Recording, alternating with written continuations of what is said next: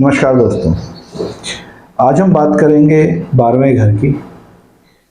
सूर्यदेव 12वें घर से आज हम शुरू करते हैं कि जब भी जातक की कुंडली के अंदर सूर्यदेव 12वें घर के अंदर होते हैं, वो एक अचेतन मन की तरह होता है और उसको मृत्यु से भी बहुत भय लगता है, खासकर अगर सूर्यदेव 6 डिग्री से कम के हों, क्योंकि ऐसा जातक पिछले जन्म के अंदर जो उसकी मृत्यु हुई होती है वो बहुत यंग एज में हुई होती है, जैसे 21, 22, 23 साल, और इसी कारण से वो इस जन्म के अंदर मृत्यु के नाम से भी डरता है।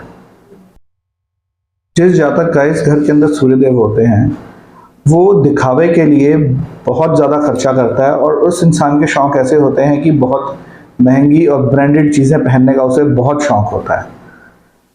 लेकिन अगर यही सूर्यदेव अपनी उच्च या मित्र राशि के अंदर हो तो अच्छे कार्यों के अंदर वो कार्य उसको फायदा देते हैं जिसके अंदर वो खर्चा करता है, और यही अगर सूर्य नीच राशि में या शत्रु राशि में हो तो इंसान को नुकसान होने लगता है। जो भी पैसा वो खर्चेगा वो उसको नुकसान देगा।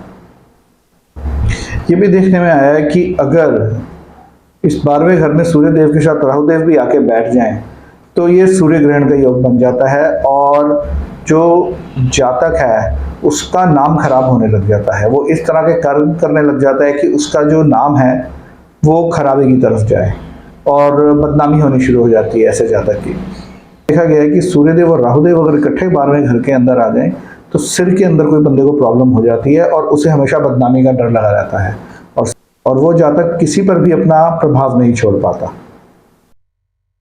और अगर उस जातक का कमरा, जिस कमरे में वो रहता है, उधर सीधी सूर्य की रोशनी ना पड़ती हो तो हालात और भी ज़्यादा खराब होने शुरू हो जाएंगे। तो ऐसे जातक को उपाय के तौर पे हमेशा ऐसे कमरे में रहना चाहिए जहाँ पे सीधी सूर्यदेव की रोशनी पड़ती हो। सूर्यदेव 12वें घर में अगर शुभ स्थिति में हो तो जातक को अच्छी ऊंची नौकरी मिलती है, और साथ में ही व्यापार के अंदर भी वो बहुत अच्छा करता है। लेकिन लोहे से संबंधित, जैसे शनि देव की चीजों से संबंधित व्यापार उसके लिए बिल्कुल भी अच्छा नहीं होता।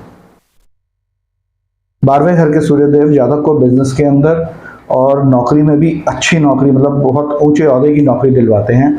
अगर ऐसा जातक शनिदेव और राहुदेव के काम करने शुरू कर दे, जैसे कि कंस्ट्रक्शन हो गया, तेल का काम हो गया, या सोल्डरिंग आयरन या इलेक्ट्रॉनिक्स का काम हो गया, अगर इस तरह के काम के अंदर आ जाए तो उसको सफलता बिल्कुल नहीं मिलती है।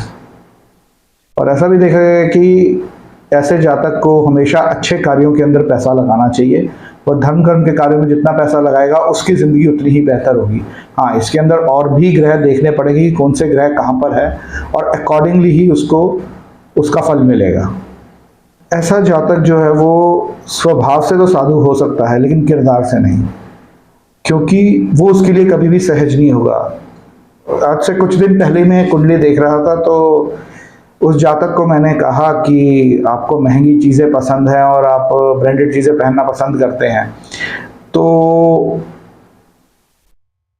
वो कहने लगे कि मैं तो एक सन्यास की जिंदगी जी रहा हूँ, एक मॉन्क बन के जी रहा हूँ, तो इन चीज़ों से मेरा क्या लेना देना। तो मैं हंसने लगा और मैंने कहा कि आपने कौन से ब्रांड के जूते पहने। रोज जातक हंसने लग गया। तो हाँ, स्वभाव से साधु बिल्कुल हो सकते हैं, लेकिन किरदार से साधु होना 12वें घर वाले सूर्य के लिए बिल्कुल भी सहज नहीं है। ऐसा जातक अगर गेहूं और सोने से संबंधित कोई कार्य करे तो उस जातक के लिए अच्छा है। पर जैसे मैंने पहले ही बताया है कि तेल, पेट्रोल, इन तरह की चीज़ों के काम से वो हमेशा जातक दूर ही रहे तो अच्छा रहेगा। ऐसे जातक को अपने साले के साथ मिलकर कोई काम करना भी बहुत ज़्यादा बुरे असर देगा और रिश्ते भी खराब करेगा, क्योंकि साला जो है वो राहु का कारक भी माना जाता है। ससुराल रिश्तेदारों के साथ मिलकर भी कोई कार्य नहीं करना चाहिए।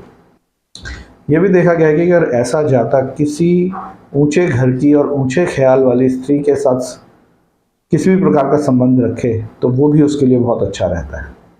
मतलब विवाह ऐसी जगह ही करे तो उसको बहुत शुभ फल प्राप्त होगा।